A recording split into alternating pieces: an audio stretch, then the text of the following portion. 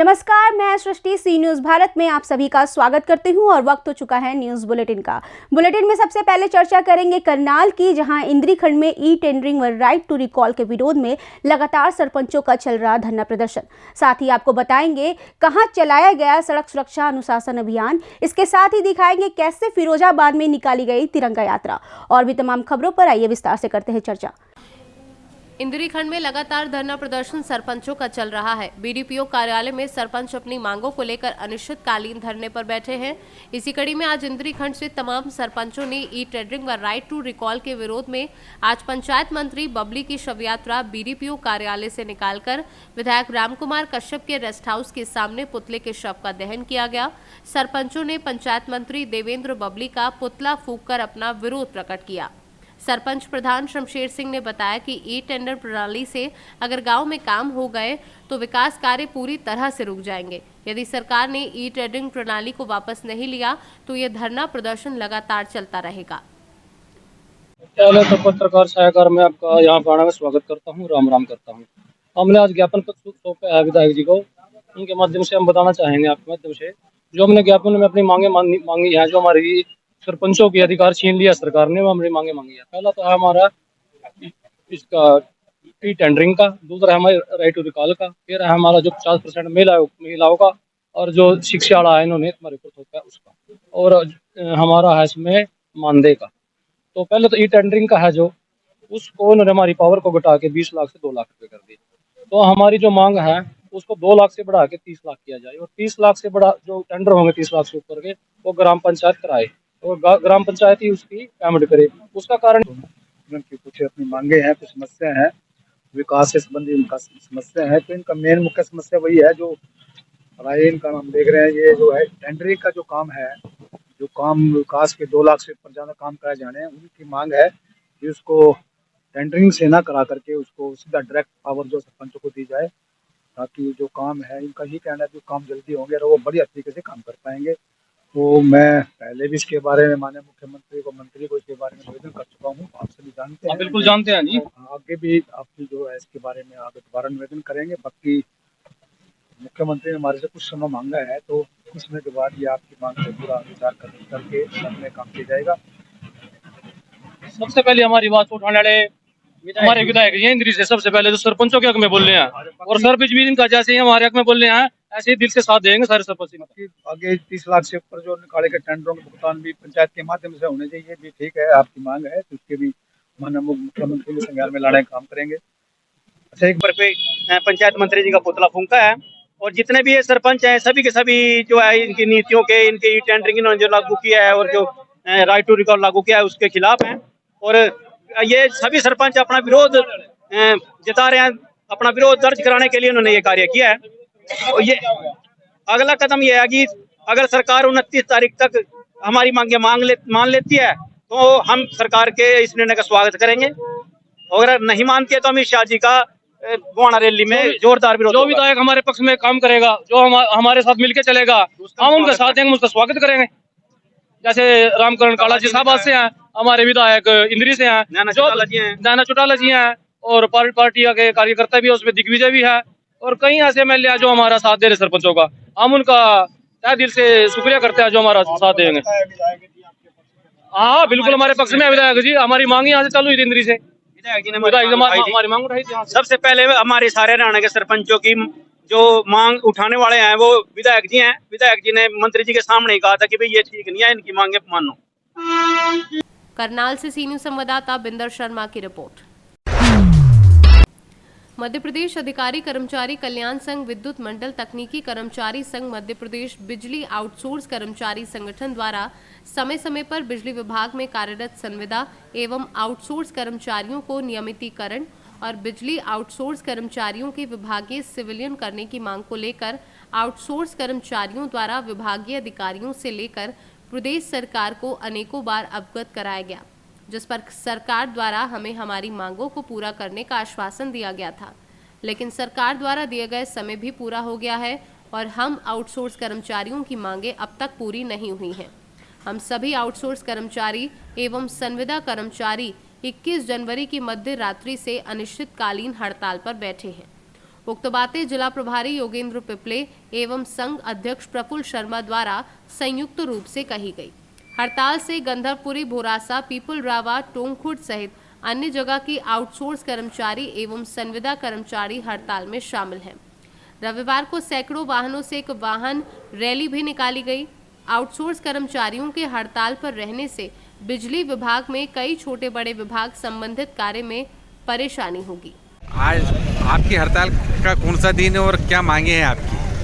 आज हमारी आउटसोर्स कर्मचारी संघ, दिल्ली आउटसोर्स कर्मचारी संघ की दूसरे दिन की हड़ताल हुई है और हम लोगों की आउटसोर्स कर्मचारी को संविलियन और संविदा कर्मचारी का परमानेंट इस प्रकार की मांगे हम लोगों की है और साथ में हम लोगों का जो वेतन है उस वेतन वृद्धि की मांग की गई। आप सुना है कि आपके परमानेंट कर्मचारी भी आपको समर्थन कर रहे हैं, क्या बात सही है क्या? जी बिल्कुल बिल्कुल। हम लोगों को जैसे अभी तक आउटसोर्स यूनियन और संविदा कर्मचारियों को हम लोगों को सपोर्ट था, परंतु आज के बाद आज तक का समय शासन को दिया गया है।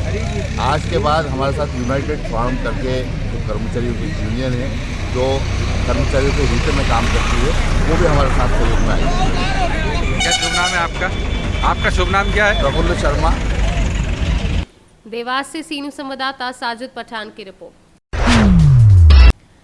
फर्रुखाबाद में सड़क सुरक्षा और अनुशासन अभियान जनपद फर्रुखाबाद के ब्लॉक कमालगंज में चलाया गया। कमालगंज में सुभाष चंद्र बोस पर निकाली गई यात्रा, छात्र छात्राओं ने ली सड़क सुरक्षा की शपथ। कई जगह हुए भिन्न भिन्न कार्यक्रम, याद किए गए नेताजी। वहीं कमालगंज कई किलोमीटर तक नजर आए छात्र ही छात्र। कमालगंज पुलिस प्रशासन भी इस दौरान रहा मौजूद। कहां से कहां तक निकाली गई? आज मुख्य सचिव महोदय के आदेशों के क्रम में सुभाष चंद्र बोस जी की जन्म जयंती के अवसर पर सड़क सुरक्षा मानव श्रृंखला और सड़क सुरक्षा शपथ का कार्यक्रम विकासखंड कमालगंज में आयोजित किया गया और ये रैली आरपी डिग्री कॉलेज के प्रांगण से लेकर हमारे थाने से आगे पीएससी सीएससी तक गई। फर्रुखाबाद जनपद में कहां कहां निकली? फर्रुखाबाद के जनपद में एक बृहद कार्यक्रम था। ये कार्यक्रम तीनों स्तर पर होना था, जिले स्तर पर, तहसील स्तर पर, ब्लॉक स्तर पर। हमारे यहाँ ब्लॉक स्तर का कार्यक्रम था। तो सर इसमें ब्लॉक स्तर के सर सारे अधिकारी थे शामिल सर इसमें? हाँ, ब्लॉक स्तरीय शिक्षा विभाग के अधिकारियों को शामिल होने के निर्देश दिए गए थे। इसमें सभी लोग थे। फर्रुखाबाद से सीनू संवाददाता आर्यन राजपूत की रिपोर्ट। आज जिला फिरोजाबाद टापाखुर्द दयालु स्कूल के छात्र छात्राओं व स्थानीय लोगों के द्वारा तिरंगा यात्रा निकाली गई। इस तिरंगा यात्रा के माध्यम से लोगों को जागरूक किया गया। वहीं इस तिरंगा यात्रा का शुभारंभ पूर्व विधायक हरिओम यादव ने किया। प्रबंधक जितेंद्र कुमार के द्वारा दी गई जानकारी में बताया गया कि इस तिरंगा यात्रा के माध्यम से निर्धन, असहाय, बेसहारा लोगों के बच्चों को भक्ति भावना से जोड़ना है और उनको उनके अधिकारों के बारे में भी अवगत कराना है। जितेंद्र कुमार। अच्छा, ये तिरंगा यात्रा का आयोजन किया है, किस तरीके का पूरा मामला? ये देशभक्ति जगाने के लिए लोगों को पता चलना चाहिए। आज के समय में लोग देशभक्ति से बहुत दूर होते जा रहे हैं। देश में स्वच्छता, शिक्षा, ये सब चीज़ें मतलब होनी चाहिए। हमारा एक छोटा सा प्रयास हम चाहते हैं कि निर्धन बच्चे जो भी असहाय बच्चे हैं उनको हम शिक्षित करें। किस बैनर तले किया जा रहा है? ये प्रभात पाठशाला एवं शिक्षा विकास समिति के माध्यम से किया जा रहा है।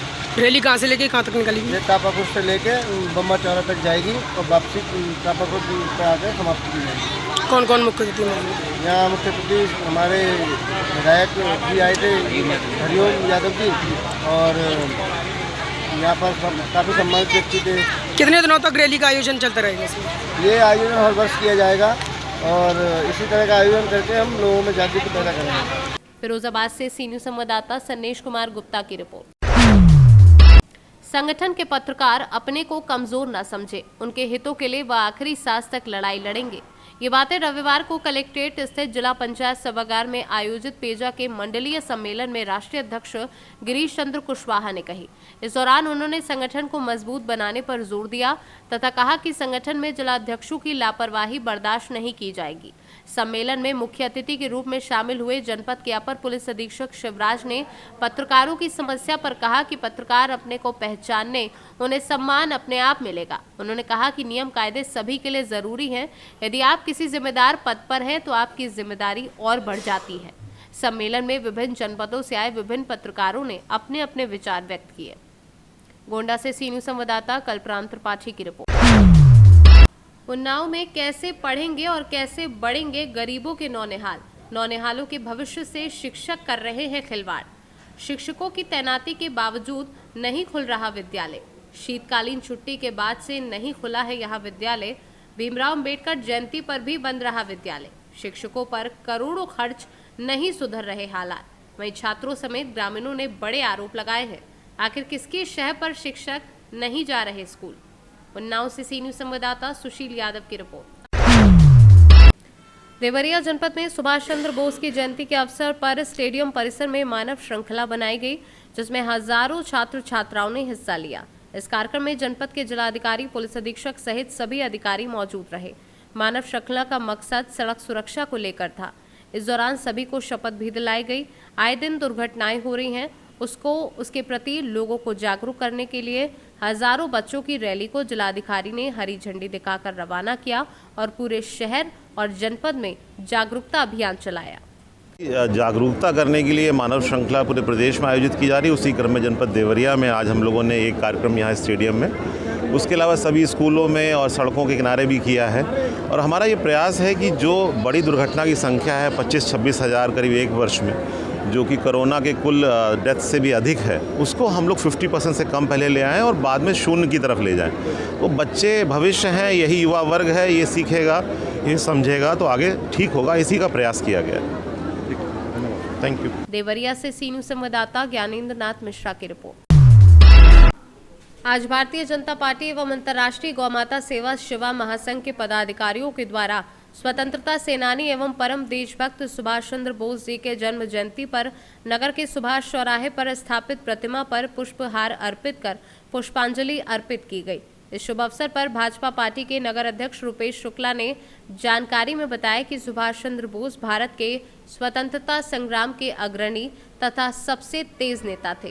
द्वितीय विश्व युद्ध के दौरान अंग्रेजों के खिलाफ लड़ने के लिए उन्होंने जापान के सहयोग से आजाद हिंद फौज का गठन किया था, जिसके चलते हुए जय हिंद का नारा भारत का राष्ट्रीय नारा बन गया है।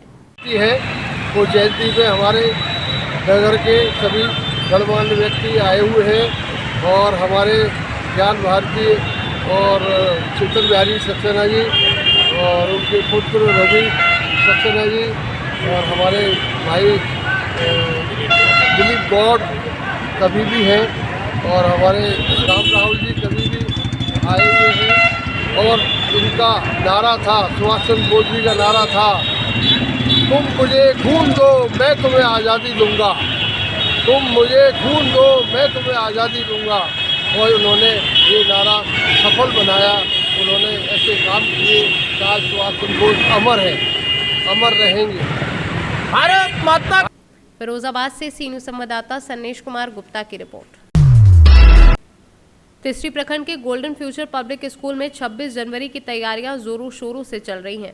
बता दें कि गोल्डन फ्यूचर पब्लिक स्कूल के डायरेक्टर कारू बरनवाल के नेतृत्व में स्कूल से चौक होते हुए गमरिया टांड तक बच्चों के द्वारा परेड किया गया, जिसमें बच्चों के द्वारा सुभाष चंद्र बोस जैसे कई महान पुरुषों का रूप धारण कर भारत माता की जय, 26 जनवरी अमर रहे जैसे विभिन्न नारे लगाए गए। झारखंड से सी न्यूज संवाददाता आनंद बरनवाल की रिपोर्ट। फिलहाल के लिए इस बुलेटिन में बस इतना ही। देश दुनिया की तमाम खबरों के लिए बने रहे सी न्यूज भारत के साथ। हर खबर आपके साथ, आपके हाथ।